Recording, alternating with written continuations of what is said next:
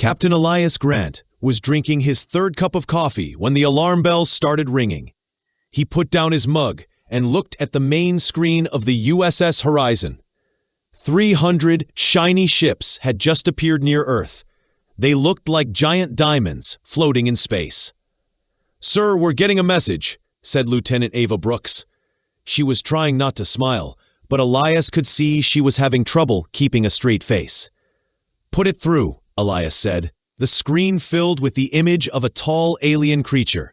It had 4 arms, purple skin, and wore fancy golden robes.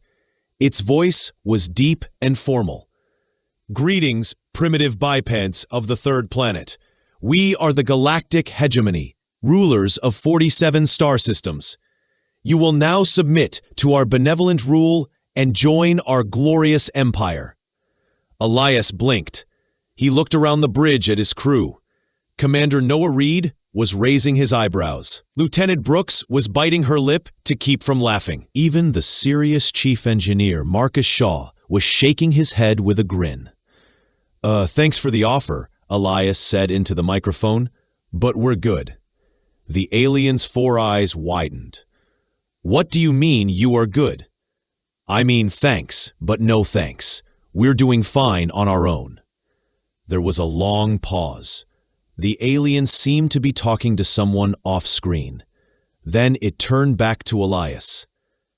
"I am Admiral Krail of the Hegemony. Perhaps you do not understand.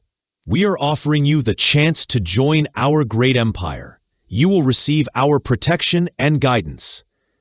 "That's very nice of you," Elias replied. "But like I said, we're good. We can protect ourselves." Admiral Krail's purple face was starting to turn a darker shade. "In 800 years of conquest, no species has ever refused our generous offer." "Well, there's a first time for everything," Elias said cheerfully. The alien began speaking faster. "You do not comprehend the benefits of Imperial membership. We offer advanced technology, interstellar trade, and the wisdom of our ancient civilization." Elias scratched his head. "Look, Admiral, I'm sure your empire is great and all, but we humans have this thing called independence. We're pretty fond of it." "Independence?" The alien said the word like it tasted bad. "You cannot survive alone in the galaxy. There are dangers you cannot imagine." "We've been doing okay so far," Commander Reed said, joining the conversation. "We've got wars, diseases, natural disasters, and politicians. If we can handle politicians, we can probably handle whatever else is out there." The bridge crew chuckled. Admiral Krail looked confused. "You make jokes in the face of galactic domination?" the alien asked. "We make jokes about everything," Ivy Brooks said. "It's kind of our thing." Admiral Crin's face was now almost black with anger. "Perhaps you need a demonstration of our power. We possess weapons that can destroy entire worlds." Caleb Turner leaned back in his chair. "That's not very nice. We've got weapons too, you know. Ever heard of nuclear bombs?" "Nuclear weapons are primitive technology," the alien scoffed. "Maybe, but we've got a lot of them. And we have this concept called mutually assured destruction. Basically, if you blow us up, we blow you up too. Nobody wins." The alien stared at Caleb for a long moment. "You would destroy yourselves rather than submit?" "We'd prefer not to destroy anybody," Caleb said. "But we're not big on the whole submission thing. Bad experiences with that in the past." Admiral Crin was clearly struggling to understand. But we are offering you paradise, order, structure, purpose." "We already have purpose," Caleb replied. "We're exploring space, making art, falling in love, and trying to figure out how to make pizza taste better in zero gravity. That's purpose enough for us." "Pizza?" the alien asked. "It's food, round, flat, with cheese and tomato sauce. Sometimes we put other stuff on it. It's pretty good." The alien delegation on the screen started talking among themselves in their own language. It sounded like a bunch of angry cats having an argument. Finally, Admiral Crin turned back to the humans. "We will give you time to reconsider.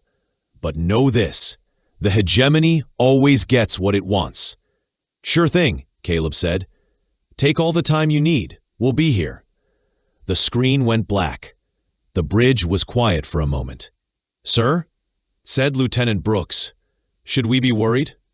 Caleb looked at his crew. They were all staring at him, waiting for orders. These were good people. They had families back on Earth. They had lives and dreams and hopes for the future. "Probably," he said, "but worrying never solved anything. Nate, how are our defenses?" Chief Engineer Nate Collins grinned. "All systems are green, Captain, and I've got a few tricks those fancy aliens haven't seen yet." "Good. Sam, get me a line to Earth Command. They're going to want to know about our new visitors." "Already on it, sir," Commander Sam Ruiz replied. Caleb picked up his coffee mug and took a sip. It was cold now, but it still tasted good. He looked out at the alien fleet in the distance. They were beautiful ships, he had to admit, like floating jewels against the black of space. "Sir," Ivy Brooks said quietly, "do you think they'll attack?" Caleb shrugged. "Maybe, maybe not. But if they do, they're going to learn something about humans they probably don't know." "What's that, sir?" "We don't like bullies, and we really don't like being told what to do." The alien fleet began moving away from Earth, settling into a formation about 1,000,000 kilometers out. Far enough to be safe. Close enough to keep an eye on things. "Looks like they're going to think about it," Commander Nolan Hayes observed.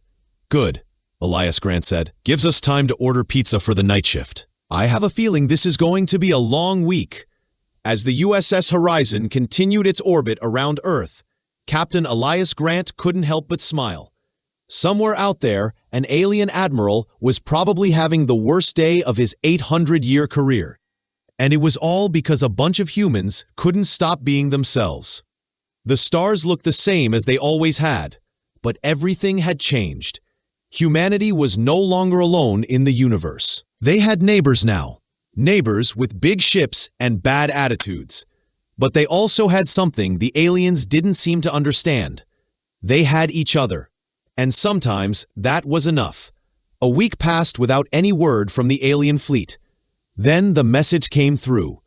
"We request a formal diplomatic meeting," Admiral Vorthul announced on the main screen of the USS Horizon. "We will send our most accomplished cultural expert to negotiate your peaceful integration into our empire." Captain Elias Grant nodded. "Sure thing. Where do you want to meet?" "We will construct a neutral meeting station. It will be ready in 3 days." Elias looked at Commander Hayes, who shrugged. "Sounds fair to me," Elias said. 3 days later, the aliens had built what looked like a giant crystal palace floating in space. It was beautiful and impressive, with lights and decorations that sparkled like diamonds. Ships moved around it in perfect formation. The human delegation was much smaller. Secretary of State Dana Monroe led the group, along with General Theo Martinez and Dr. Rachel Lynn, a scientist who studied alien life. They traveled in a simple shuttle to the meeting station. When they docked, they were met by hundreds of aliens. There were guards in shiny armor, musicians with strange instruments, and officials carrying fancy banners. At the center of it all stood Ambassador Gerald, who was even taller than Admiral Vorthul and wore robes covered in jewels. "Welcome to this historic moment," Ambassador Gerald said in his deep voice. "Today marks the beginning of your species' journey into the greater galaxy." Dana Monroe smiled politely. "Thank you for the invitation. This is quite a setup you have here." The aliens led them through halls decorated with art from dozens of different worlds. Everything was perfect and organized. Not a single thing was out of place. They entered a huge meeting room with a table that could seat 100 people.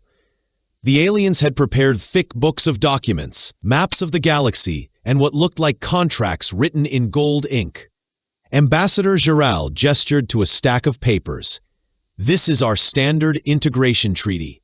It contains 847 pages detailing the terms of your membership in the hegemony." General Martinez whistled. "That's a lot of paperwork." "Indeed. We have sections on tribute payments, loyalty oaths, military service requirements, and cultural adaptation protocols." Dana Monroe reached into her bag and pulled out a single piece of paper. She placed it on the giant. "What is this?" Ambassador Giral asked, staring at the small document. "Our response," Dana said. The paper had one sentence written on it. "Earth passes on your generous offer. Have a nice day. Humanity." The ambassador picked up the paper and read it several times. His advisors gathered around him, talking in whispers. "This is not how diplomacy works," Ambassador Giral said finally. "There must be lengthy negotiations, formal ceremonies, gradual integration processes." "Why?" Dr. Lin asked. She was taking notes and seemed fascinated by everything she saw. Because that is how it has always been done," Dr. Lin nodded. "That makes sense. For you. But we do things differently." Ambassador Giral seemed confused. "But we have brought gifts, advanced technology to share with your primitive world." "What kind of technology?" General Martinez asked. The aliens proudly began their demonstration. They showed off faster-than-light communication devices that could send messages across the galaxy instantly. They displayed energy shields that could protect entire cities. They presented food machines that could create any meal from basic materials. The humans watched politely and clapped at the right moments. "Very impressive," Dana Monroe said. "Would you like to see some of our technology?" Dr. Lin pulled out her phone and showed it to Ambassador Giral. "This is a communication device. I can talk to anyone on Earth instantly. I can also play games, order food, watch movies, read books, and access all of human knowledge." The ambassador stared at the small device. "How do you power such advanced technology?" "I plug it into the wall when the battery gets low," Dr. Lin said cheerfully. "The wall?" "Yeah, we have electricity everywhere. Powers everything." Ambassador Giral looked at his advisors. They seemed as confused as he was. General Martinez pulled out his tablet. "We use these for military planning, real-time battlefield information, satellite imagery, communication with troops anywhere on the planet." "But how do you manufacture such devices?" one of the alien advisors asked. "Factories. We make millions of them. Pretty much everyone has one." The aliens spent several minutes examining the human devices, passing them around and talking in their strange language. "This is impossible," Ambassador Giral said. "Such technology requires massive industrial infrastructure and centuries of development." "We've had factories for a couple hundred years," Dana Monroe said. "Started with making cloth, moved on to cars, now we make everything." Dr. Rachel Lin was looking at the alien food machine. "How does this work?" "It rearranges matter at the molecular level to create any desired substance," Ambassador Giral explained. "Cool. We have something similar." Dr. Lin showed them pictures on her phone. "These are 3D printers. We can make tools, machine parts, even houses. This one here prints with chocolate." "Chocolate? It's food, sweet and delicious. We eat it for fun." The ambassador was looking more and more frustrated. "You speak of doing things for fun. What is the purpose of this?" General Fiel Martinez laughed. "Fun is the purpose. Life's too short to be serious all the time." "But without purpose, how do you maintain order?" "We don't need much order," Dana Monroe said. "People mostly get along fine on their own." Ambassador Jarek was turning a darker shade of purple. "Impossible. Civilization requires structure, rules, authority." "We have rules," General Martinez said. "Don't hurt people, don't take their stuff, and try to be nice. Works pretty well." Dr. Lin was still fascinated by the alien technology. "Can I ask you something? Why do you want to conquer other planets?" "We do not conquer, we liberate. We bring order to chaos." "But what if people are happy with their chaos?" Ambassador Jarek stared at her. "Happy? What does happiness have to do with governance?" The three humans looked at each other. "Everything," Dana Monroe said. "The whole point of government is to help people be happy and free." "Free?" The Toan ambassador said the word like it was poison. Freedom leads to disorder, chaos, suffering. Sometimes, General Martinez admitted. But it also leads to great things: art, music, exploration, love. These things serve no function. Dr. Lin smiled. They serve the most important function of all. They make life worth living. The meeting continued for several more hours, but it only got more confusing for both sides. The aliens could not understand why humans would choose uncertainty over security. The humans could not understand why anyone would give up freedom for order. Finally, Ambassador Zarak ended the year's meeting. "We will need time to consider this. Your species is unusual." As the humans prepared to leave, Dr. Lin asked one more question. "Can I ask what you do for fun in your empire?" Ambassador Zarak looked puzzled. "Fun is not necessary. We have purpose." "But what makes you happy?" The ambassador thought for a long moment. "I do not understand the question." As their shuttle flew back toward Earth, the three humans sat in silence for a while. "That was sad," Dr. Lin said finally. "Yeah," General Martinez agreed. 800 years of conquering, and they've never learned how to smile." Dana Monroe was looking out at the stars. "I think we're about to teach them something they didn't expect to learn." "What's that?" Dr. Lin asked. "That maybe, just maybe, they're the ones who need to be liberated." Admiral Krexthar was angry. The diplomatic meeting had been a disaster. These humans did not understand their place in the galaxy. They needed to see the true power of the Dominion Concordat. "Prepare the Stellar Destroyer," he ordered his crew aboard the flagship Celestial Hammer. "We will show them what happens to those who refuse our generous offer." The alien fleet moved into position around a small asteroid near Earth. It was about the size of a city block.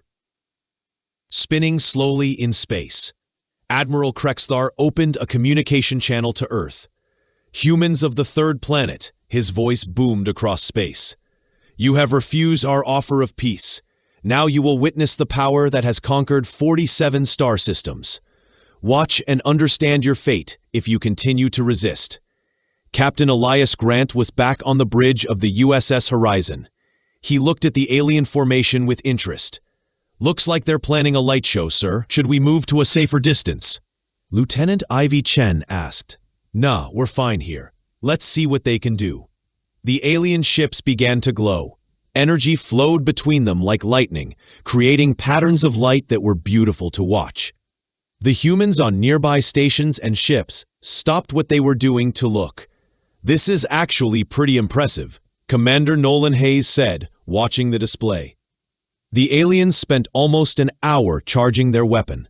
Energy built up across multiple ships, creating a web of power that connected the entire fleet. The space around them crackled with electricity. Admiral Krexthar's voice came over the communication system again.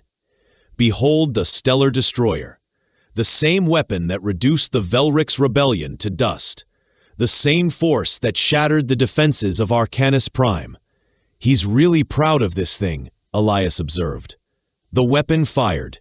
A beam of pure energy, thicker than a building and brighter than the sun, struck the asteroid.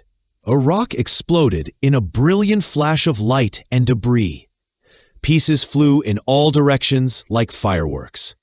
The alien fleet sat in formation, waiting for the humans to respond with terror and surrender.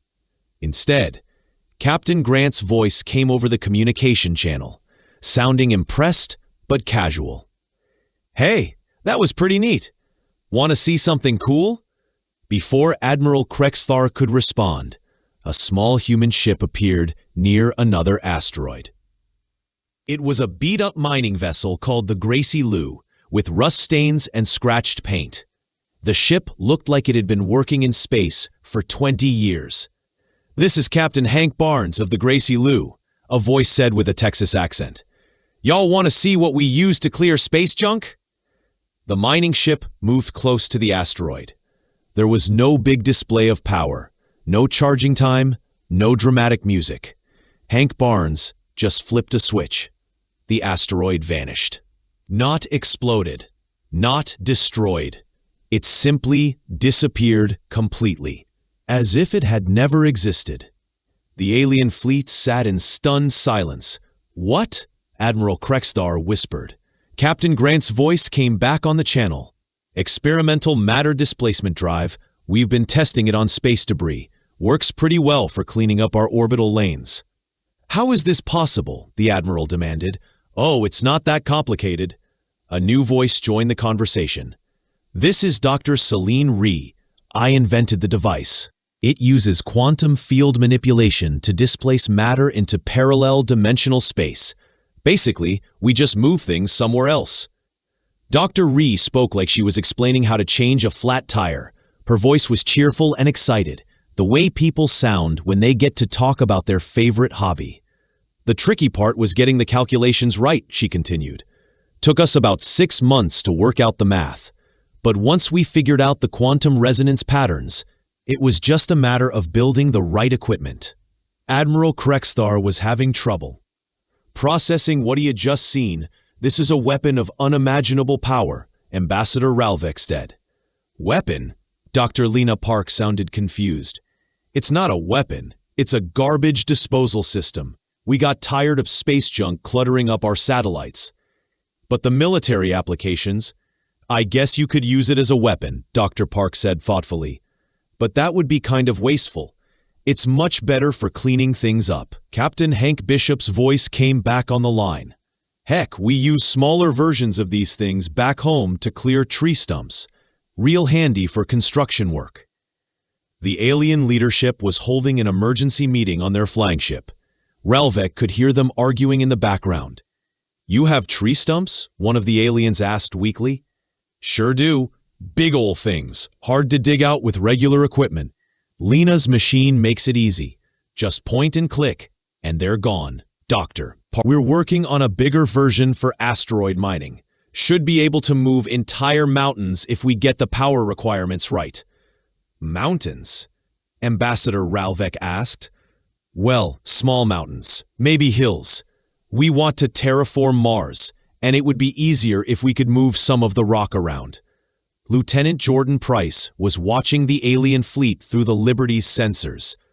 "Sir, I think they're having some kind of breakdown over there." Commander Nate Rogers looked at the readings. Several alien ships were moving erratically, and their communication channels were full of panicked chatter. "Ambassador, are you okay over there?" There was a long pause before Ralvek answered. "How long have you possessed this technology?" "About 8 months, Dr. Park replied. "We finished the first working prototype last winter. Been testing it on space junk ever since." "And you use it for garbage disposal, and construction, and mining." "Hank's been using it to help build the new Mars colony ships." "Mars colony?" Commander Rogers chuckled. "Oh yeah, we're planning to move about 50,000 people to Mars next year. Should be fun." "You are colonizing other worlds." "Just the one for now. Well, we've got some research stations on Europa and Titan, but Mars is the first real colony." The alien fleet was definitely having some kind of crisis. Ships were breaking formation, and their communication channels sounded like a group meltdown. "Sir," Commander Price said quietly, "I think we broke them." "Seems that way," Rogers replied. "Dr. Park, maybe tone down the technical details a bit. I think they're having trouble keeping up." "Oh, sorry," Dr. Park said. "I get excited when I talk about quantum mechanics. Most people find it boring." "Most people don't have your brain," Captain Bishop laughed. "Heck, I still don't understand how that thing works. And I've been using it for months." Ambassador Ralvek's voice came back on the communication channel, sounding strained. We need to discuss this development with our superiors. The fleet will withdraw to consider these new circumstances." "Sure thing," Rogers said. "Take all the time you need. We'll be here." As the alien fleet began moving away from Earth, the humans watched with amusement. "Think they'll be back?" Jordan asked. "Oh, they'll be back," Rogers said. "But I think next time they might be a little more polite." Dr. Park was still on the communication channel, talking to Captain Bishop about improvements to the displacement drive. Their casual discussion of moving mountains and reshaping planets was probably giving the aliens nightmares. "You know what the funny part is?" Commander Price said. "What's that?" "They spent an hour charging up their superweapon to blow up one little asteroid. Hank did the same thing in about 3 seconds, and he was just cleaning up space junk." Rogers laughed. "I think they're starting to realize they might have picked the wrong species to mess with." In the distance, the alien fleet was retreating to what they probably thought was a safe distance. But after watching humans casually make asteroids disappear, Ambassador Relvik was probably wondering if anywhere in the galaxy was safe anymore.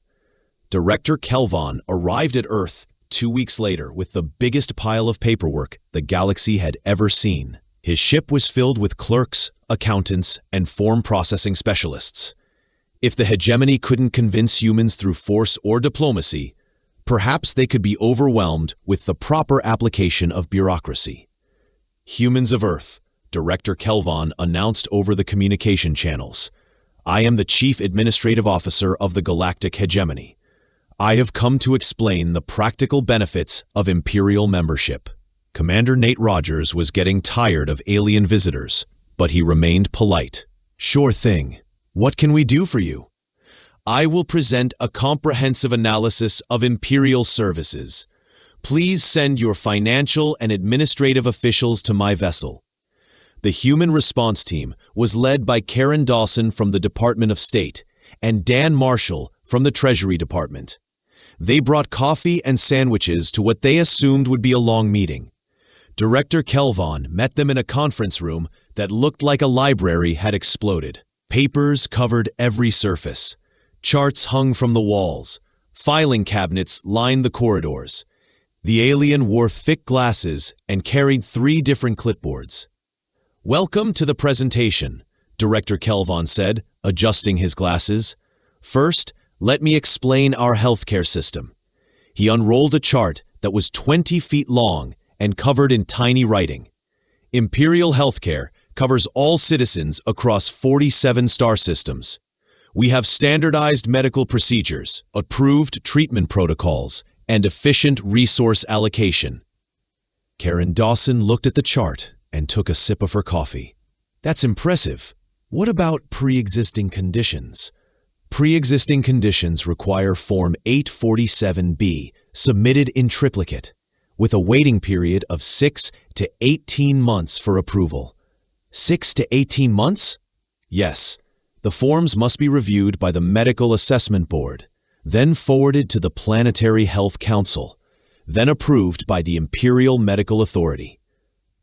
Karen nodded. "We implemented universal health care on Earth about 30 years ago. Free at the point of service. No forms required." Director Kelvon blinked. "Free? How do you manage resource allocation without proper documentation?" "Doctors treat sick people. We pay for it with taxes. Works pretty well." The alien made notes on his clipboard. "But who determines treatment priorities?" "The doctors and patients mostly. Without administrative oversight? We trust our doctors to know what they're doing." Director Kelvon looked horrified. "Trust? Without forms?" Dan Marshall was examining another chart about Imperial currency. "Tell me about this standardized credit system." Director Kelvon brightened. This was clearly his favorite topic. "The Imperial credit is based on energy output calculations, multiplied by resource availability coefficients, adjusted for planetary production indices and trade balance fluctuations." He showed them a formula that took up an entire wall. "Every transaction requires verification through the Central Banking Authority, with exchange rate calculations updated daily based on Imperial economic indicators." Dan pulled out his phone and showed them an app. "We have 17 different digital currencies on Earth. This one here tracks the value of cute cat pictures. It's worth about $40 billion right now." "Cat pictures?" "Yeah. People really like cats. We also have traditional money, digital assets, and something called meme stocks." Meme stocks? Stocks that people buy because they think they're funny. Sometimes they make people rich. Sometimes they don't. It's kind of like gambling, but with more jokes. Director Kelvon was writing frantically on his clipboard. How do you maintain economic stability without centralized control? We don't really, Dan admitted. The market goes up and down. People make money, people lose money, but somehow it all works out in the end. That sounds terrifying. It keeps things interesting. The presentation continued with education. Director Kelvon explained the Imperial Learning System, where all knowledge was standardized and approved by the Educational Council.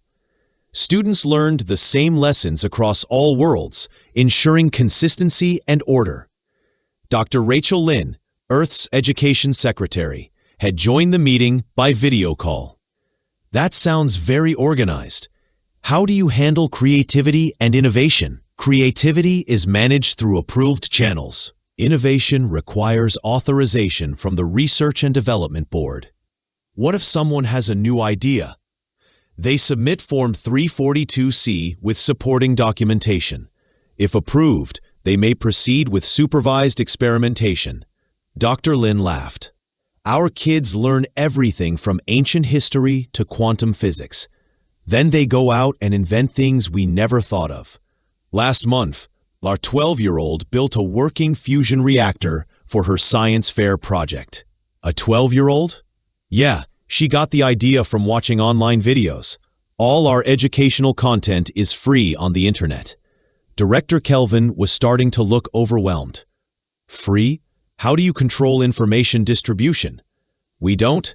Anyone can learn anything they want. But chaos, disorder. People might learn things they are not supposed to know. Like what? Karen asked. Like how to think for themselves. The humans looked at each other. That's kind of the point, Dan said gently. The final part of the presentation covered government structure. Director Kelvon explained the imperial hierarchy, with the emperor at the top, followed by regional governors, system administrators, planetary directors, and local supervisors. Every decision flows through proper channels, he said proudly. Orders come from above, reports go upward. Perfect organization. Who's your emperor? Karen asked. His Supreme Excellence, Korvac, the eternal ruler of all known space, commander of infinite fleets, master of 1,000 worlds. Sounds impressive. How did he get the job? He inherited it from his father, who inherited it from his father, who conquered the original 12 systems 800 years ago. What if people don't like him? Director Kelvon looked confused. Not like the emperor? That is impossible. He is the emperor. But what if he makes bad decisions? The emperor does not make bad decisions. He is the emperor. Karen tried a different approach. What if the people want someone else to be in charge? The people do not choose their leaders. Leaders are born to rule. Dan shook his head. We tried that system once. Didn't work out so well. So we got rid of our king and started electing our leaders. Electing? People vote for who they want to be in charge. If the leader does a bad job, we vote for someone else next time. Director Kelvon dropped his clipboard. The people choose their own rulers every few years. It's called democracy. But who tells them who to choose? Nobody. They decide for themselves. The alien sat down heavily in his chair. His face had gone pale green. This is madness, pure chaos. How does anything get done? We argue a lot, Karen admitted, but somehow we muddle through. Arguing about government policy? In public? Sure, it's called debate. Sometimes it gets pretty heated. But that's how we figure out the best way forward. Solutions Director Norval was nearly hyperventilating. Citizens arguing with their own government? Citizens are the government, Jonah explained. We elect folks to speak for us, but they work for us, not the other way around. The alien let out a strange, choking sound. This is the most terrifying thing I have ever heard. Really? Dr. Elise Carter raised an eyebrow through the video call. We think it's pretty normal. Normal? Norval croaked. People governing themselves is normal? Well, yeah, Jonah shrugged. How else would you do it? Director Norval stared at the humans for a long, silent moment. Then he started gathering his documents with trembling hands. "I must report back to my leadership immediately," he muttered. "This situation is far worse than anticipated." "Worse?" Elise asked. "What's wrong with democracy?" "Everything," Norval wailed. "You have no emperor, no central decree, no official forms. How do you maintain order?" "We don't need that much order," Jonah said. "People are decent. They can take care of themselves." "Impossible. Without command, there can only be chaos and misery." "Actually, we're pretty happy," Elise said. "Free healthcare, decent schools. We choose our leaders. What else do you need?" Norval clutched his documents tighter. "I must leave immediately. This planet is too dangerous." As the alien official rushed toward his ship, the humans remained in the conference room, finishing their sandwiches. "That went well," Jonah said. "I think we scared him," Elise grinned. "Yeah, well," Dr. Carter added from the screen. "Freedom tends to spook those who've never tasted it." Outside, Norval's ship was already fueling up. He was likely filing a report about a world where people fought for themselves and chose their own path. Back on Earth, things carried on. People worked, kids went to school, and politicians argued over how best to help people. It was messy, imperfect, frustrating, but it was theirs. Far across the stars, the Dominion was unraveling. Admiral Krex sat rigidly in his command chair aboard the unyielding Flame, baffled by the reports. Director Norval had locked himself in his chambers. Ambassador Shaleth kept asking weird questions about comedy. "Sir," an aide said, "we've received requests from 17 ships asking permission to defect to the humans." "Defect?" Admiral Krex blinked all four eyes. "That's impossible. No one defects from the Dominion. They're saying they want to learn about democracy and freedom." Krex groaned. In 8 centuries of conquest, he'd never faced anything like this. They had come to dominate a primitive world, and instead found a civilization doing everything better. A message pinged in. It was from Earth. "Admiral," said Captain Sam Raines, "we've been thinking, how about sending a small delegation to Earth, just for a few days? Maybe we can understand each other, B." Krex hesitated, then nodded. "We accept your invitation." 3 days later, a shuttle landed in New York City, carrying Ambassador Shaleth, Director Norval, and 2 guards. They were greeted by Dr. Ava Monroe, their guide. "Welcome to Earth," she said cheerfully. "Ready for the tour?" The aliens stepped out and immediately froze. The city was loud, fast, bursting with color and life. Humans darted in all directions, shouting, laughing, moving with chaotic purpose. "Where are your guards?" Norval whispered. "Where are the enforcers?" "Those 2. Ava pointed to 2 officers helping an elderly woman across the street. But mostly, people just get along. They walked through the city. Confusion deepened. Street musicians played for joy. Children ran freely. Strangers argued passionately about politics, and no one was arrested. "This is chaos," Shaleth whispered. "This is Tuesday," Ava replied. She took them to Central Park. People lounged in the grass, played games, fed birds. Families picnicked. Couples held hands. An old man taught a boy how to fly a kite. "What is the function of this?" Norval asked. "Fun," Ava replied. "Relaxation, connection." "But they're not producing anything, not serving the state." "They're being happy. That's more important." The aliens observed teens playing basketball. "They compete," Shaleth said. "But they're not angry when they lose?" "It's just a game," Ava smiled. "It's for exercise and fun." "No reward?"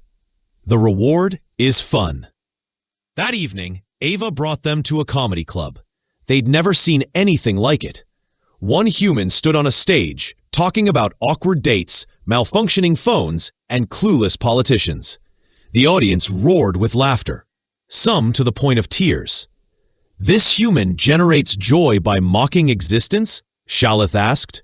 "Pretty much," Ava said. "And others pay to witness this?" "Of course. Laughter feels good. Norval looked disturbed. But what does it accomplish? What's the value? It makes people happy, Ava repeated.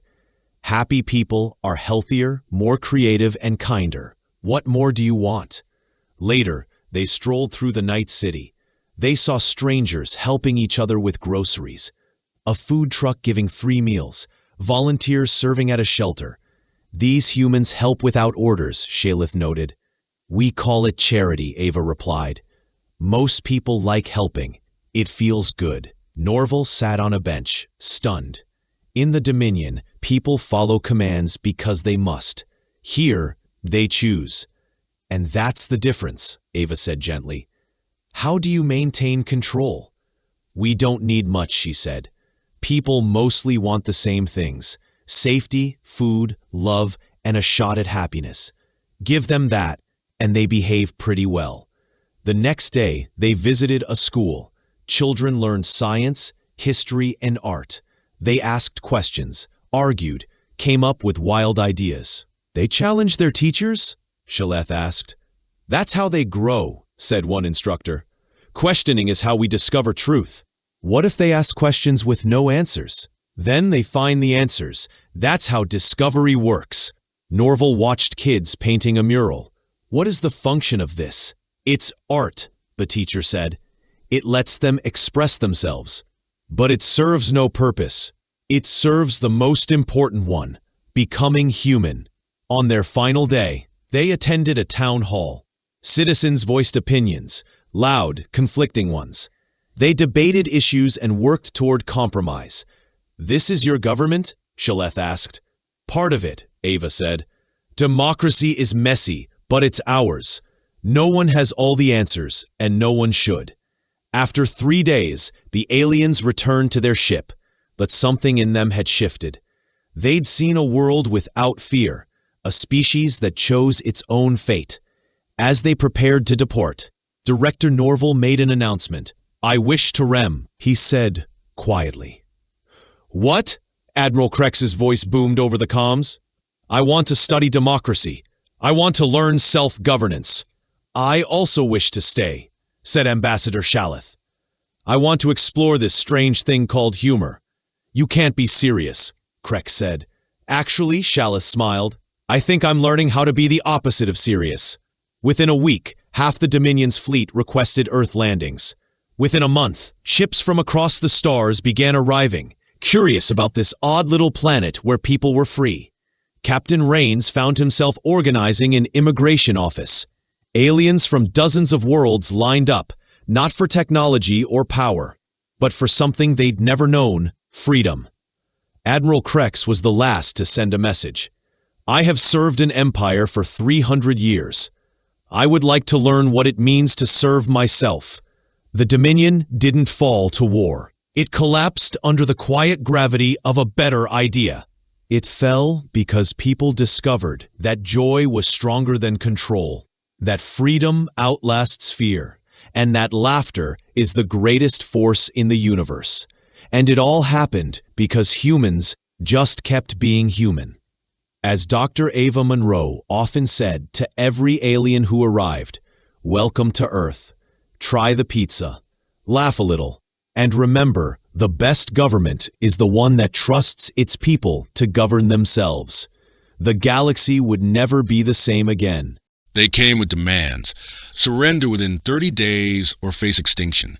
Their fleet stretched across the stars. Their weapons carved moons in half. Earth had no chance. At least, that's what they believed. But buried beneath decades of silence was a secret no alien empire could predict.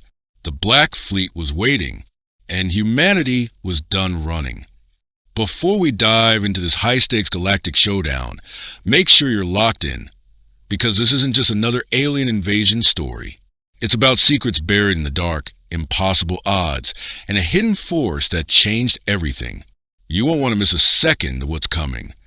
Commander Elias Rourke stood at the helm of the long-range exploration vessel Stellar Vow, the stars stretching endlessly beyond the main viewport like frozen fire.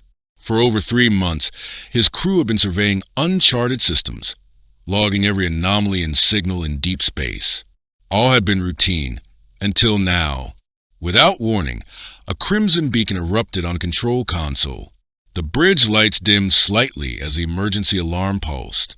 Across the command deck, Officer Lyra Solari turned sharply, her eyes wide, voice edged with tension. "Commander, we've received an urgent transmission from Central Earth Authority," she reported. "Level Crimson, top-tier alert." Rourke strode quickly to the comm station. With a firm press of his hand, the primary holoscreen flickered to life. The image that emerged sent a chill through the room. Director General Amon Ryder appeared on screen, his face drawn and pale beneath the flickering light. Normally composed and confident, today his expression was grim, like a man carrying the weight of impending doom. "All vessels, return to Sol immediately," Ryder ordered. "Contact has been made with a non-terrestrial regime. They call themselves the Zereth Enclave, and they've issued a demand that changes everything. You'll need to hear the next part from Chancellor Vale herself."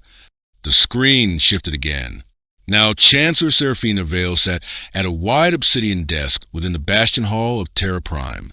Uniformed figures flanked her, military strategists, intelligence advisors, high-ranking officials. Rourke had never seen her so solemn, so heavy with purpose. "To all Terran citizens and every crew beyond our skies," she began, her voice steady but grave. "This day marks a harrowing turn in humanity's journey. A foreign empire has reached us, using probe systems that exceeded our detection capabilities. Their terms are simple: total submission within 30 cycles, or the annihilation of every human settlement across the stars." Rourke's chest tightened. Around him, the entire bridge had fallen into stunned silence. The usual quiet hum of duty had stopped. Every pair of eyes was locked on the screen, breaths held. "They've sent us undeniable proof," the Chancellor continued. "Evidence of their reach and force." The screen flickered again, now displaying vivid holograms transmitted by the alien emissaries. Towering ships, like floating citadels sculpted from obsidian and shadow, glided in synchronized patterns across the void. Their hulls bristled with jagged fins and radiant weaponry that hummed with power beyond understanding. Hundreds of them, possibly more. "They've already demonstrated their capabilities by obliterating multiple asteroids in our system's outer rim," she added, her voice darkening. Rourke stared in horrified awe as the footage played. One by one, the asteroids shattered under intense energy blasts, reduced to drifting clouds of dust and light. No human-made weapon had ever exhibited such force. "The one who leads them is called Supreme Marshal Vakes Thalen," Chancellor Vale said, her image returning to the forefront. "He claims resistance is futile, that our path forward is not survival, but submission.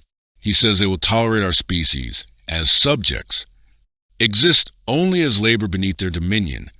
First Officer Sol Andreas stepped hesitantly toward Elias, her voice nearly a breath. "Commander, what do we do now?"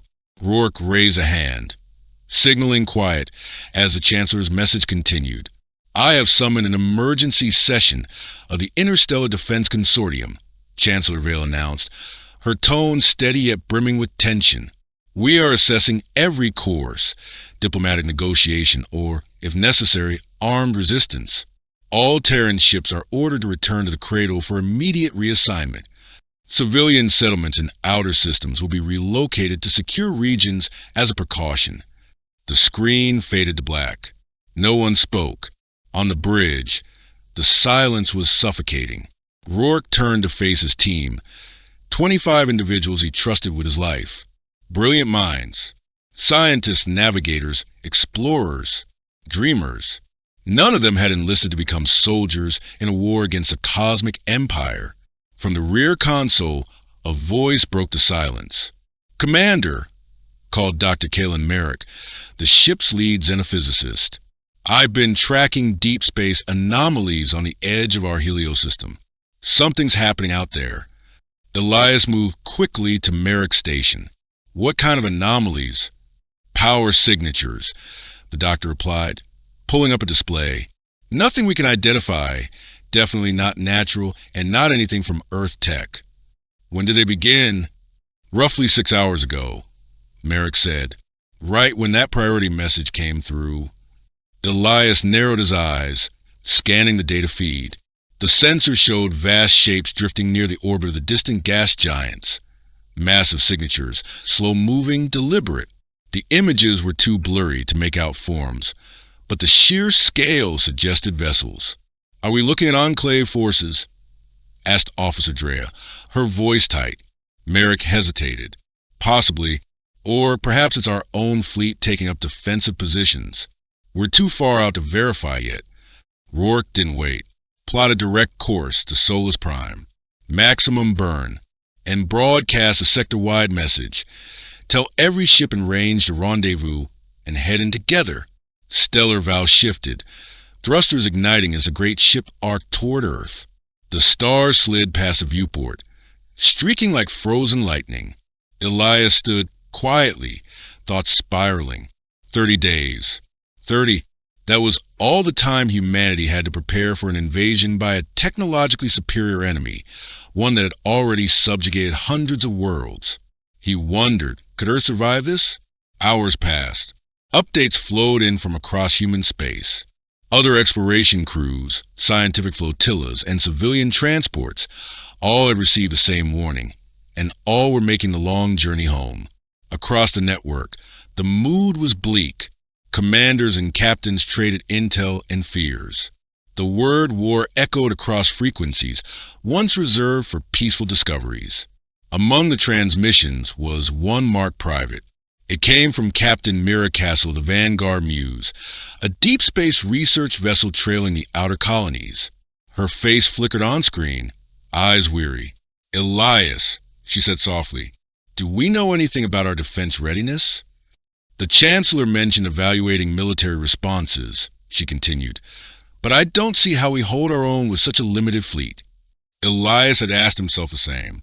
Earth's spacebound military was modest, just 50 combat-ready ships, most lightly armed, meant to police trade lanes and deter pirates.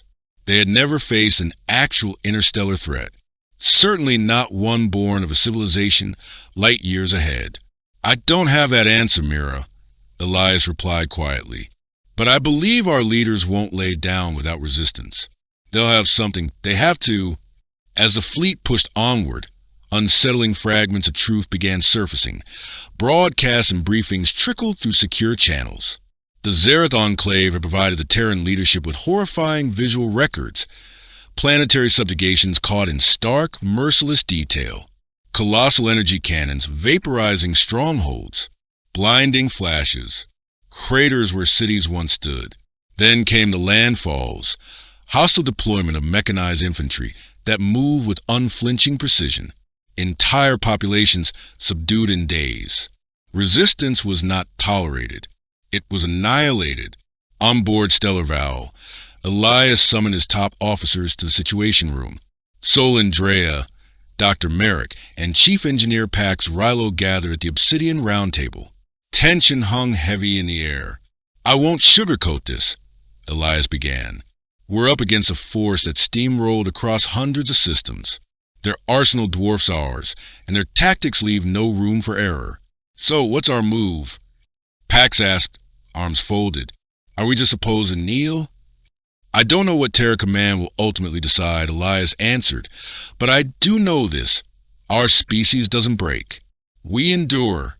When the odds crush others, we find another way." Merrick leaned forward, eyes bright with cautious intrigue. "Commander, about those anomalous signals we picked up, what if they aren't from the Enclave at all? What if they're ours?" Elias narrowed his gaze. "Go on. Think about it," Merrick continued. "We've anticipated alien contact for generations. What if the government's been preparing in silence, developing systems they never declassified, hidden countermeasures?" The suggestion lit a flicker of hope. Rourke had heard whispers over the years. Hints of deep black initiatives, off-grid installations, technologies never made public. If true, they might not be as defenseless as they feared. "We'll find out when we get home," Elias said, voice firm. "Until then, double-check every system, every protocol. We may have to fight with what we have, and we'll need every edge." The stellar vow hurtled through the abyss, its engines humming steadily as it crossed the final leg of its return. Alone on the bridge, Elias watched the cosmos drift by in cold silence. Somewhere out there, a galactic superpower was preparing to erase humanity's legacy. 30 cycles. That was the countdown. Either humanity would stand and resist or vanish. Rourke had always believed in the human spirit, that spark of creativity, of survival instinct, of endless resilience. That belief had never truly been tested. Until now, 2 weeks passed in mounting dread. Then finally, the Earth's pale blue arc came into view. Rourke stood as the ship approached orbit, and the sight that awaited him stole his breath. There, circling the planet like a metallic halo, were hundreds of ships, each bristling with weapons, newly built or retrofitted, forming a defensive web unlike anything he'd seen before. Space around Earth was thick with vessels. Colossal freighters, agile interceptors, transport liners, and scout corvettes, all drifting in complex orbitals. On the surface, everything looked operational, routine, but Elias could feel the pressure mounting, bleeding through comms and tight-lipped conversations. Every transmission carried the weight of dread. Then she appeared. Chancellor Serafina Vale's image flickered onto every fleet display. Her face bore exhaustion, but her voice held the steel of purpose. Standing just behind her was a figure Rourke recognized from classified records, but had never met. Grand Admiral Kalen Mwairar, a strategist known for her unrelenting resolve and cold brilliance.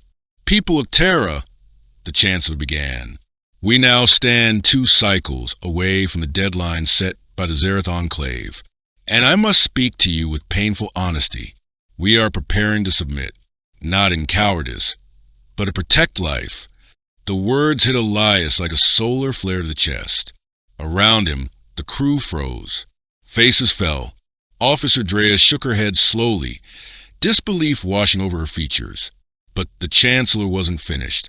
"However," she said, her voice tightening, "we will not surrender without first securing our people. All colonies outside the inner system are being evacuated. Civilian populations are being relocated to shielded zones. This is not extinction. This is survival, the beginning of something new." The transmission ended. But Elias had caught something odd, barely visible behind the Chancellor. Admiral Mwairar had been moving her hands. Subtle gestures. Specific, practiced. They weren't random. They were coded military signals. But their meaning escaped him. That night, a new message arrived. Encrypted. Routed through a secure comm link he'd never activated before. It was short, sterile, and urgent. "Report to Hangar Bay 9. Immediately. Do not inform your crew." Puzzled but alert, Rourke handed temporary command to Officer Drea, boarded a personal shuttle, and followed the coordinates. Bay 9 was buried deep in a forgotten arm of the Terran orbital ring, a place rarely used since the early colonization era. It smelled of rust, dust, and secrets. And when the shuttle doors opened, Elias was stunned by who stood inside. Admiral Mwairar, in person. Not alone. 20 others were already there, captains and commanders from ships spread across the system. He recognized a few. Captain Mira Castle from Vanguard Muse, Captain Nyla Run from the freighter Obsidian Path. Each wore the same expression, confusion and burning curiosity. "Thank you for coming," the Admiral said, her voice barely above a whisper. "What I'm about to tell you is locked behind the highest level of clearance. What you heard today was a fabrication, a signal crafted to deceive the Enclave surveillance probes." A pulse of hope shot through Elias. The Admiral went on. "For the past 3 decades, since the moment we discovered the first alien artifact, we've been planning for this. Quietly, carefully, without public knowledge." She raised a gloved hand and activated a portable hollow emitter. A soft blue shimmer lit the chamber. Then they saw it. Dark silhouettes emerged from the light. Starships unlike anything in known service. Sleek, smooth, almost organic in design. Jet black hulls that shimmered without reflecting light. No standard markings. No registration codes. "We call it the Shadow Armada," and Mwairar said, And it was built for one purpose: to survive the impossible. The outlines were familiar, reminiscent of Terran ship classes, but these vessels were nothing like standard models. They bore the silhouettes of traditional designs, yet every contour spoke of a darker purpose. These warships are shielded by cutting-edge cloaking tech, Admiral Emorar explained. They're virtually undetectable by conventional sensors, ours or theirs. Captain Mira Castle raised a hand. We've never seen these in the Armada. Where have they been hiding? All across the system. MYR said, her voice even. Some embedded within asteroids. Entire rock formations hollowed and reinforced as covert hangars. Others drift silently through void pockets, cloaked, motionless, invisible. As far as the Enclave is concerned, they don't exist. She activated another display.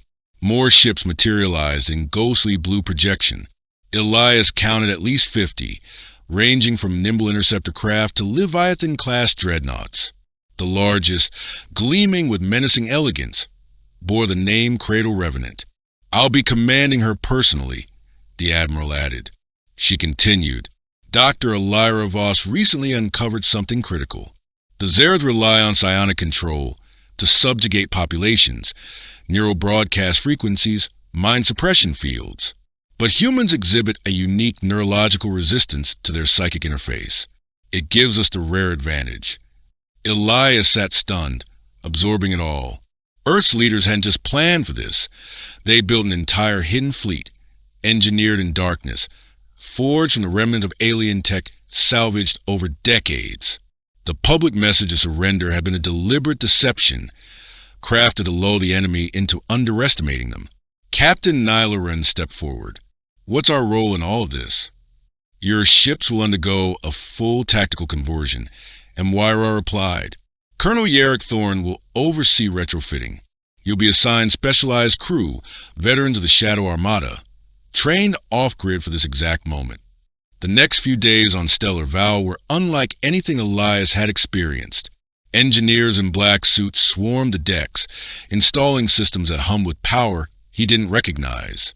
Plasma-fed shielding arrays, spectral drive modules, enhanced optics. His vessel was evolving into something far more lethal. Dr. Merrick was fascinated. Commander, these weapons manipulate quantum resonance to destabilize molecular cohesion, he said, awestruck. They can phase through almost any composite structure. And the shielding array? It absorbs energy, then redirects it like a mirror blade. Elias met some of the new crew soon after.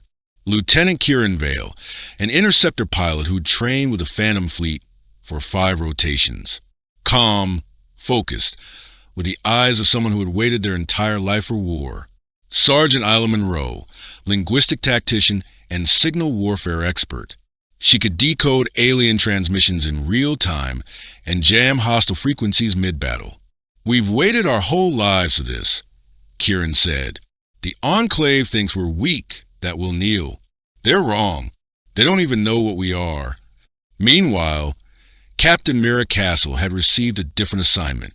Her vessel, the Vanguard Muse, had been equipped with experimental infiltration systems, cutting-edge digital warfare suites capable of breaching enemy mainframes. And she had already begun her mission. Captain Mira Castle's efforts were already bearing fruit. Her team had begun slicing through Zereth Enclave transmissions, decoding enemy fleet data, and monitoring troop deployments. They're arrogant, Mira said during a classified tactical session. This is routine for them. They've split their armada and aren't even shielding their movement logs. They're not expecting ambushes. They think we're primitive prey. Dr. Rian Martel, a theoretical physicist who had spent a decade and a half within the covert program, unveiled even more shocking details. We've deployed solar energy siphons across the system, he explained. They harness stellar radiation, storing it in superconductive chambers. That power can be used to fuel orbital defense grids or redirected as planetary-scale weapons. Elias learned just how far the subterfuge ran. Entire asteroid processing centers had been repurposed into fortified outposts. Civilian transport craft? Some of them were camouflage warships.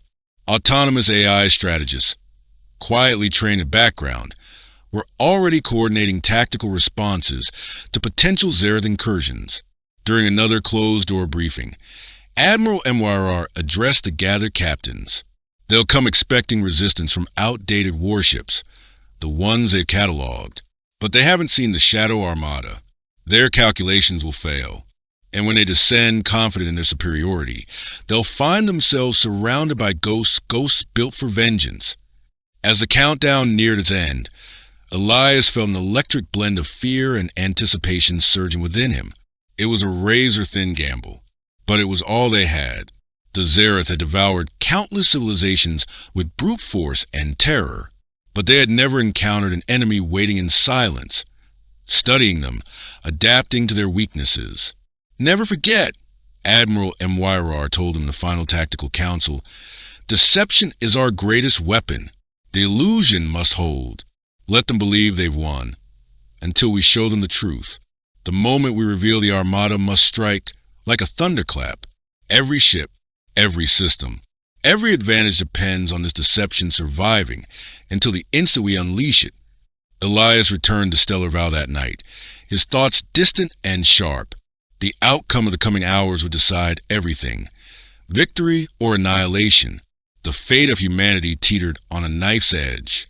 But for the first time since this nightmare had begun, Elias believed they had a fighting chance. The Shadow Armada was no longer just an idea. It was real, armed, hidden, and waiting. The final day had arrived. Commander Elias Rourke stood at the helm of Stellar Val, his eyes locked on the screen as Chancellor Serafina Vale prepared to deliver humanity's final answer to the Zereth Enclave. All around Earth, a web of ships drifted in grim silence. Everyone understood what came next would shape the destiny of the human race. Chancellor Vale's image brightened on the monitors. Her image appeared across every broadcast array, every hollow screen in the solar system.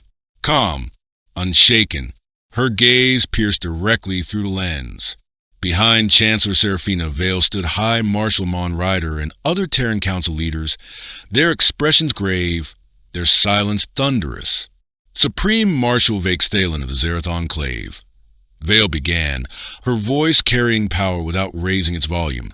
You demanded our unconditional surrender within 30 cycles.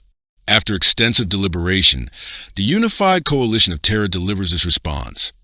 She paused, then let the words fall like a blade.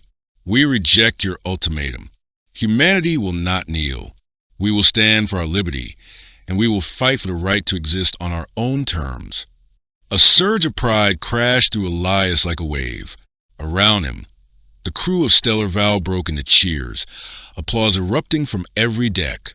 Across the Terran fleet, similar celebrations echoed as officers and engineers let hope rise again in their hearts. The feed shifted. On the primary display, the image transformed. Now showing the bridge of the Zereth command vessel, there stood Vakesthalen himself, towering and gaunt, his skin the color of ancient stone, eyes burning like twin embers. His voice was razor-sharp, seething. Insufferable creatures, he spat. You have condemned yourselves. My armada will arrive within your star realm before the cycle ends. We will annihilate every colony, every construct. You will be erased. Resistance only ensures your suffering. The feed cut. Within moments, Elias received a top-tier alert. Admiral Kalen MYRR's voice followed, calm and exacting as it rang through encrypted channels. This is Admiral MYRR to all Shadow Armada divisions, she said. Operation Eclipse is now live. Assume designated vectors and prepare to engage. Remain concealed until I authorize full reveal. Maintain all cloaking protocols. Rourke's pulse quickened. This was it. The fleet that had waited in the shadows, dormant for years, was finally in motion. Across the system, sleek black vessels stirred. Shapes that had long been buried in silence and secrecy, now preparing to rise in fury. Lieutenant Kieran Vale, Elias's interceptor pilot, was almost vibrating with anticipation. Commander, I've trained for this moment for 5 standard rotations. The Enclave has no idea what's about to hit them. At the sensor array, Dr. Martell's eyes went wide. His voice was urgent. "Commander, contact. Massive energy spikes detected near the Kuiper Arc. They've arrived." On the center display, the void rippled. One by one, the Zareth fleet exited superluminal travel, unfolding from space-time like spectral daggers.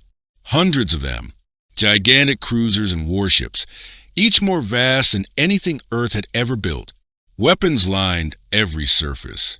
Engines flared, and they moved as one, flawless, disciplined, deadly, like a swarm of mechanized predators. The Zareth warships advanced, cold, flawless, and without fear. Then came Vake's voice, stretched across every open frequency, pulsing to the void like venom. "Behold the power of the Zareth Enclave. Your defiance is futile. Your frail fleet will crumble. Surrender, and your extinction will be swift." Admiral MYR, undeterred, issued her counter-command to the known Terran vessels. Earth's public fleet, the ones catalogued and dismissed by the enemy, moved into visible defense lines around the planet. Elias watched with quiet focus as the old warships, like TCS Liberty and TCS Oathbound, took formation. These were the ships the Zareth expected, the ones their algorithms had already dismissed as obsolete, weak, easy prey. The enemy cruised forward, unhurried and smug. Their formation was loose, vulnerable. No evasive maneuvers.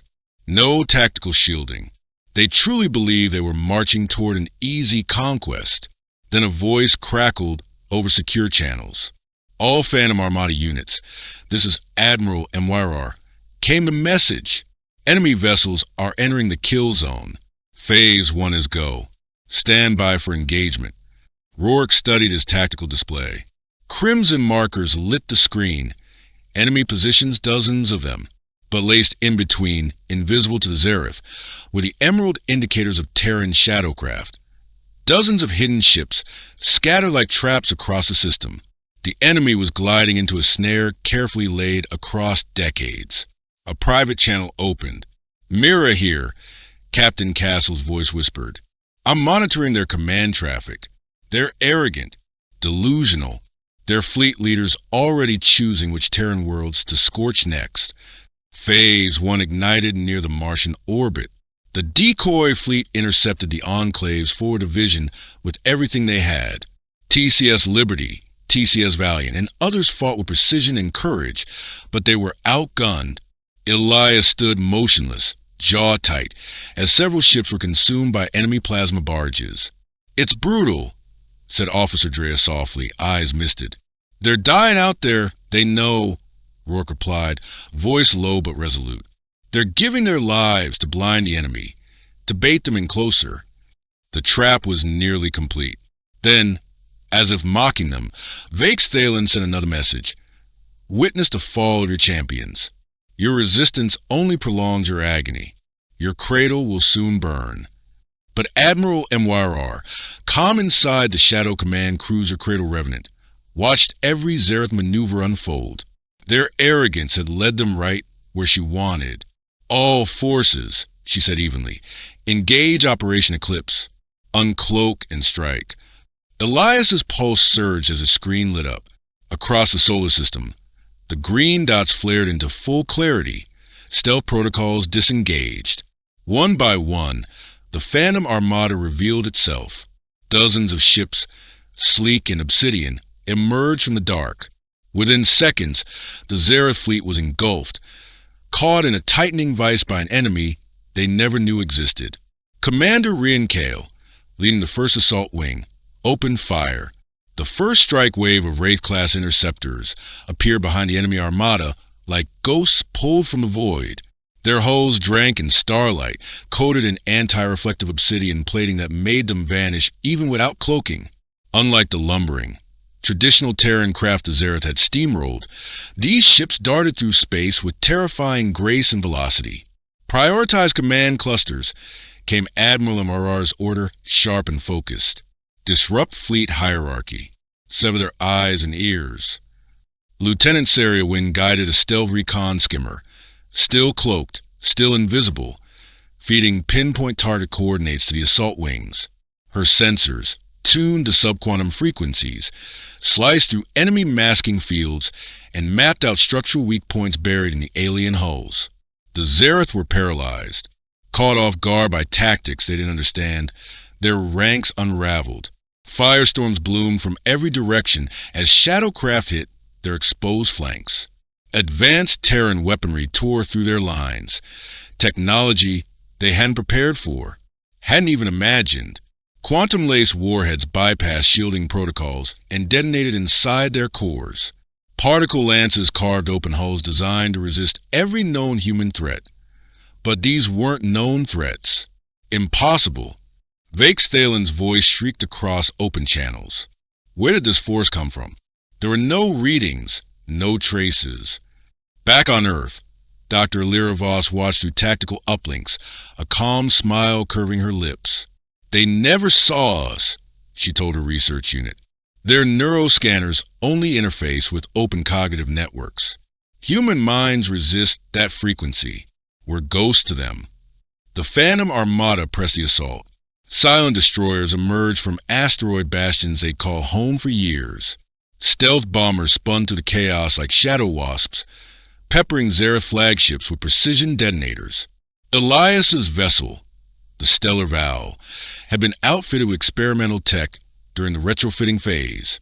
When the signal came from Admiral MRR, he gave the nod, drop concealment, lock onto that heavy cruiser off port. Elias said, "Fire graviton torpedoes, full spread." The weapon streaked toward their target, slipped past the failing Zereth shields, and tore into the hull with raw dimensional force. Within seconds, the enemy cruiser's power grid imploded. It drifted helpless, systems dead. And this wasn't isolated. All across the system, the same story unfolded. The once invincible Zereth vanguard, so certain of their dominance, was crumbling, ambushed, outmaneuvered, cut down by a force they never knew existed.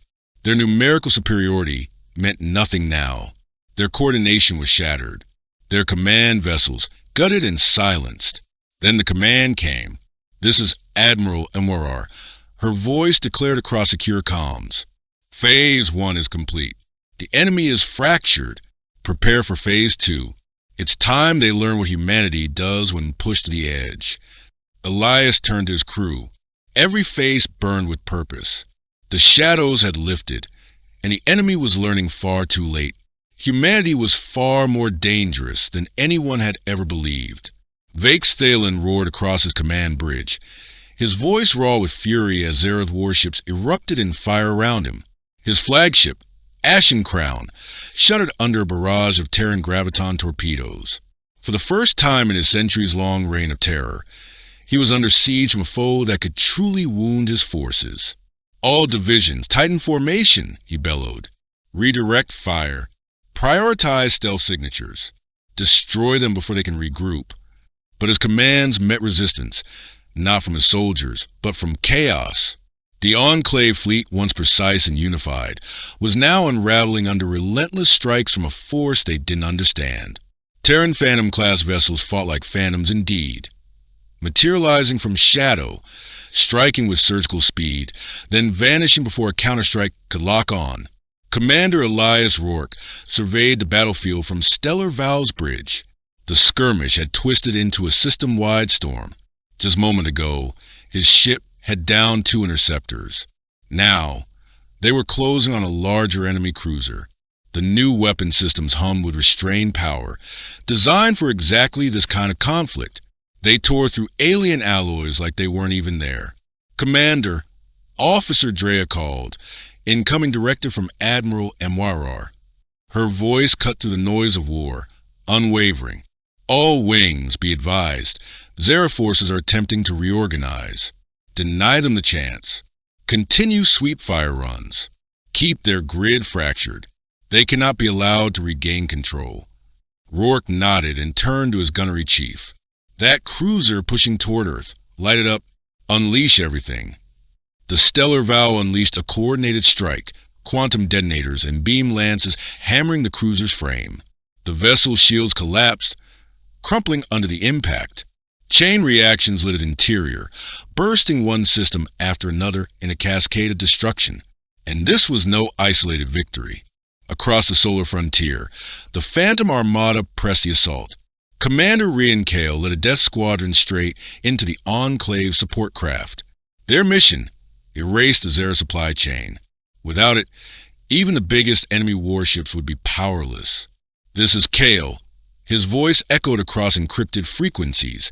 "Target their energy convoys and munitions haulers. No supplies, no resistance." Meanwhile, Lieutenant Saria Wynn, still cloaked and navigating the battlefield from her recon vessel, delivered a critical update. "Admiral Enwarar, I've identified a rhythm in their vessel drift patterns. Their flagship is broadcasting psychic directives. It's directing the fleet like a hive." Admiral MYRR answered swiftly. "Understood. All units, shift priority. The command vessel is our target.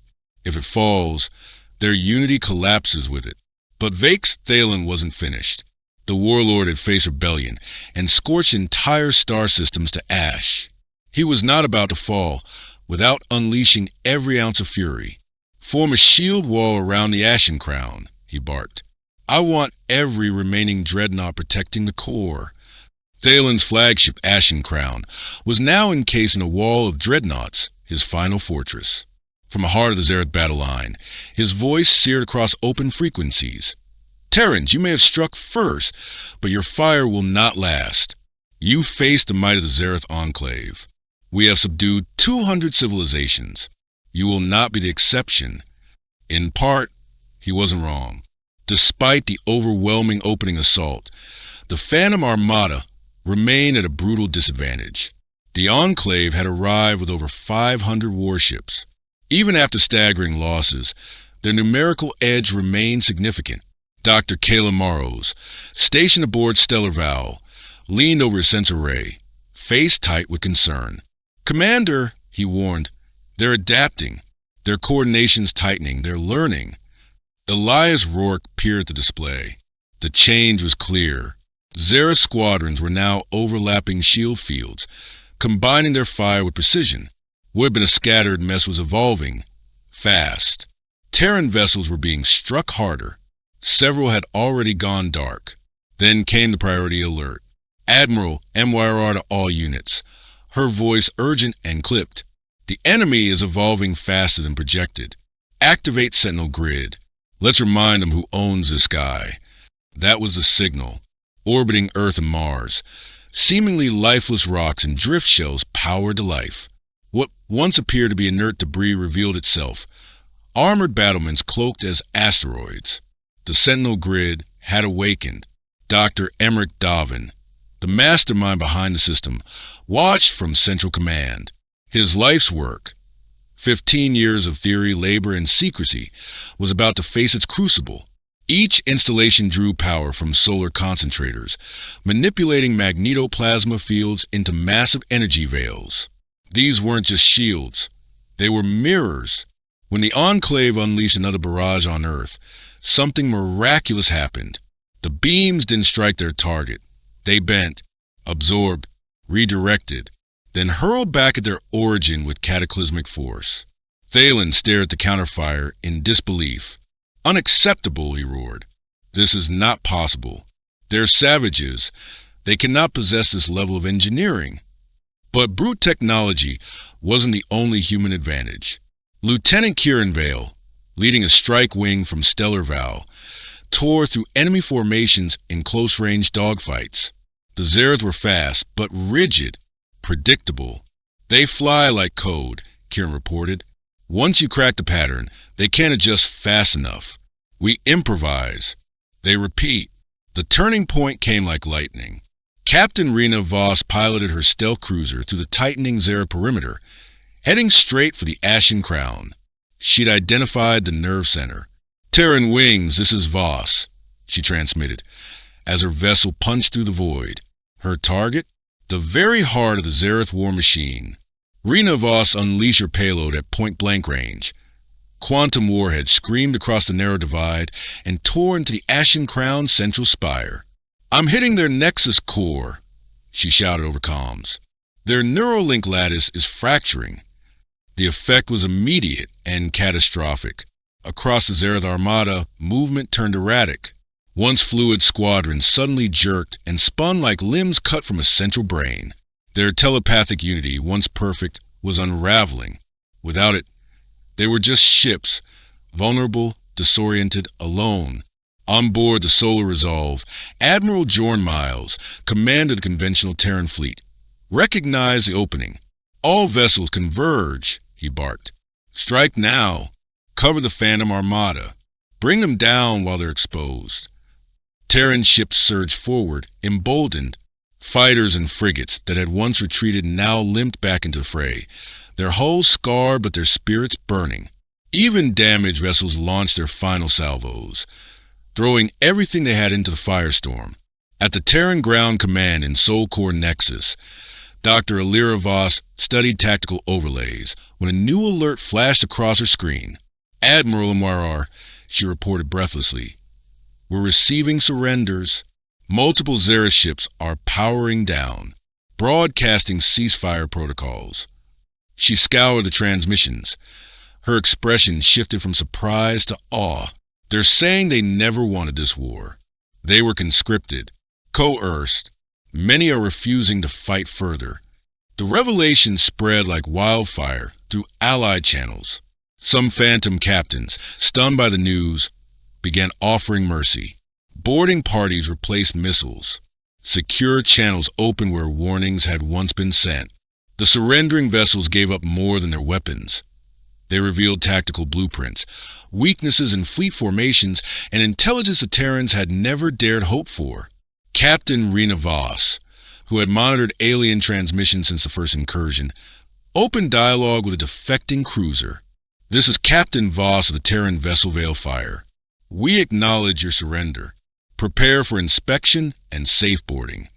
The Zereth officer who answered sounded nothing like the warlords they'd faced. "Terrans, thank you. We've long grown weary of conquest. Our worlds, our families were threatened. We had no choice."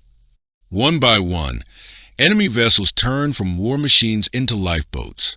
More crews fled Vaixthalen's command, defecting or vanishing into space. The once invincible enclave was disintegrating from the inside. Thalen stood paralyzed on a shattered bridge, the fires of betrayal and defeat reflected in his eyes. This cannot be," he whispered. "We are the Dominion. We are inevitable. How can these savages stand against us?" But Elias Rourke already knew the answer. As he watched Allied vessels hold formation, fight with courage, and welcome even their enemies into mercy, he understood. This wasn't about superior firepower or clever weapons. They'd won because they refused to quit, because they could bend, then break expectations, because they didn't fight for empire or pride, but for freedom, for home, for the right to choose their own future. The war for Earth was nearly over. But as Elias stared into the deep stars beyond the debris field, he realized one truth. This was only the beginning. Thalen stood in silence on a fractured deck of the Ashen Crown, the once impervious flagship, now little more than a wounded husk. Outside the shattered viewport, the last remnant of his fleet limped toward the system's edge or simply surrendered. What had begun as a sweeping invasion had crumbled into ruin. Fewer than 50 ships remained, most trailing smoke or barely functioning. "Commander," his comms officer whispered, voice trembling, "we're receiving surrender protocols from the Terran fleet. They're ordering us to deactivate all systems and prepare for boarding." Thalen said nothing. He stared at the space once claimed in the name of Dominion, now choked with Terran vessels of every shape and class. The once mythical Phantom Armada cut slow, predatory paths through the skeletal remains of Zereth warships, hunting what was left of his empire. It was unthinkable. For the first time in centuries, the Enclave had lost, not in a skirmish, not in an ambush, but an open war. "Sir?" The officer asked again, more afraid of silence than of defeat. But before Thalen could answer, a new transmission broke through the static. The image of Admiral Syra Mwyrar filled the screen. Her eyes were steady, her voice precise, but laced with quiet mercy that struck deeper than cruelty ever could. "High Executive Thalen," she began, Your assault has failed. Your forces are broken. I offer you one chance to end this with dignity. Surrender now, and your crew will be treated according to Terran principles of war. Centuries of pride cracked beneath the weight of reality. The Zereth Enclave had never bowed, never yielded, until now. Thalen stared at the tactical display, red icons vanishing one by one under the relentless Terran push. There was no path forward, only ruin. His voice, when it came, was thin and haunted. I accept. A breathless pause. The Enclave yields. All remaining vessels will comply. Throughout the system, alien ships powered down. Shield arrays faded. Weapons went cold. What remained of the great invading armada sat in silence, awaiting judgment. Commander Elias Rourke led one of the first boarding units into a disabled Zereth cruiser. But what he discovered inside stopped him cold. The crew wasn't purely Zereth. He saw scaled, cobalt-hued reptilians, towering, translucent arthropods, delicate beings with fractal skin and bright, blinking eyes. Dozens of species, not slaves, not enemies. Survivors. We're grateful, one of them said, stepping forward. His name was Kael'Rin, an azure-scaled officer with ceremonial markings. My people were conquered long ago. We've been forced to fight under Zereth rule for generations. Dr. Alira Voss arrived minutes later, dispatched to conduct interviews and assess the captured crew's backgrounds. Her experience in xenopolitics proved invaluable. What she uncovered was staggering. These soldiers weren't volunteers, she told Elias privately. The Zereth didn't just conscript. They subjugate entire species, threatened their worlds, used neuromanipulation to enforce loyalty. It wasn't a military. They'd fought a prison. And this revelation changed everything. At Terran High Command, President Lyra Kale received the report in stunned silence. A summit of grave urgency was convened deep beneath Terran High Command, an emergency assembly of the Interstellar Council of Free Colonies. For the first time since the battle, the conversation wasn't just about survival. It was about what came next. If the bulk of the Zereth Enclave's war machine had been composed of unwilling participants, then the entire narrative of the conflict had shifted. It wasn't just a war of invasion. It had been a war of liberation in disguise. We may be standing at the edge of something unprecedented, declared President Lyra Kale, her voice resonating across the Chamber of Representatives. We have the chance to offer these species a future beyond subjugation, freedom for allegiance. Admiral John Rix Vale, ever the cautious tactician, leaned forward, skepticism lining his face. How can we be certain this isn't subterfuge? The aliens may simply be manipulating us, winning our trust before striking again. But Dr. Lyra Voss had been listening, watching, decoding every alien signal and biometric. Her voice was firm, steady. Their neural emissions, synaptic frequencies, stress markers, even their chemical signals, they point to genuine relief, even joy. These beings aren't lying. They're waking up. Meanwhile, Captain Amara Sorel had been tirelessly sifting through data streams from seized Zereth warships. Her findings echoed the doctor's insight. The intercepted logs are clear, she explained.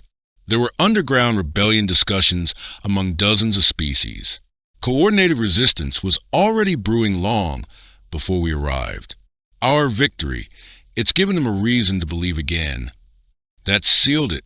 President Kale made a bold decision, one that would ripple across star systems for generations. She ordered the transmission of a new doctrine, a broadcast that would be heard in every pocket of Dominion-occupied space. Her face, resolute and luminous, appeared on holoscreens across the stars. To all civilizations still living under the shadow of oppression, she said, Terra offers a hand of alliance. Break your chains. Step out of the darkness. We will shield any world that chooses independence. Together, we can build something the Enclave feared most, a galaxy united by will, not domination. The response was thunderous. Within days, more than 30 systems declared secession from the Enclave. Species that spent lifetimes under boot and banner now raised their own flags, emblems of hope where once there had only been obedience. Admiral Syra Mwira responded immediately, organizing a new military initiative, the Coalition Vanguard. The Phantom Armada Reborn would serve as the backbone, but now it would be reinforced by alien allies, former enemies turned comrades in arms. Commander Elias Rourke, now a symbol of Terran resistance, received direct orders to lead a mission into the volatile Archon Verge, where 3 newly liberated worlds were facing retribution from loyalist Enclave remnants. The Vigilant Dawn, once known as Endeavor, prepared for departure, but it now bore a crew that reflected the galaxy itself. Species once divided by fear now stood shoulder to shoulder in defiance. Zakeler, a deep-voiced Avalari strategist with cobalt skin and glowing ocular veins, stood beside Rourke at the command table. My people on Archon Prime have waited 5 decades for this day. We've mapped every Enclave garrison, every weapons depot, every weak spot. Lieutenant Crix Davin, always brimming with restless energy, grinned as he reviewed the new joint tactical formations. "Sir," he said, glancing at their newly integrated command roster, "I've got to admit, I never thought I'd be flying into battle with a Tethari on my wing. But I like our odds. These species don't just fly," Lieutenant Crix Davin said with a grin. "They dance through the skies. If we time our maneuvers right, blend their instincts with our tech, we'll be untouchable." The Archon campaign was swift and decisive. A combined force of Terran ships and liberated species descended on the Enclave's outpost like a storm with purpose. 3 worlds were freed in a matter of days. But the true victory came when they seized an etheric nexus, an advanced communications relay used by the Zereth to coordinate operations across hundreds of systems. Dr. Kevin Vole, deep within the Vigilant Dawn's analytical bay, pored over streams of alien data with trembling fingers. "They're brittle," he muttered to Commander Rourke. "Much more fragile than we thought. The Enclave's dominance runs on fear and theater. Once that illusion breaks, everything falls apart. Word of the Archon liberation spread like plasma fire through the void. Star systems once silenced by fear began to rise. The Dominion, once a monolith, now faced insurrection on dozens of fractured fronts. Their empire, once unyielding, was splintering. Back on Earth, something new was growing in the aftermath of war. Massive orbital forges began assembling next-generation ships. Training academies swelled with recruits, both human and alien. Species who had once fought each other now sat together, sketching blueprints for a shared future. The result? Starcraft that transcended culture, hybrids of alien propulsion, Terran hull designs, and weapons never seen before in this galaxy. Commander Rian Bikar, now charged of preparing the next generation of interspecies crews, reported directly to Admiral Mwira. "Our new allies," he said, "see the stars in ways we never imagined. The Selenari can navigate ion storms blindfolded. The Vadran read gravitational shifts like ancient poetry. It's humbling." Captain Nico of Ren, meanwhile, stood before the shattered heart of the Dominion, their once proud capital, now surrounded by ships not conquest, but diplomacy. There, beneath the shadow of a fractured obelisk, she faced High Executive Vex Taylor, the warlord turned captive.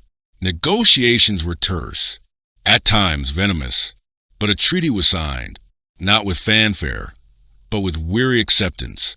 "The old world is ash," Vex Taylor admitted, his voice hollow. "You shattered the myth we built ourselves upon.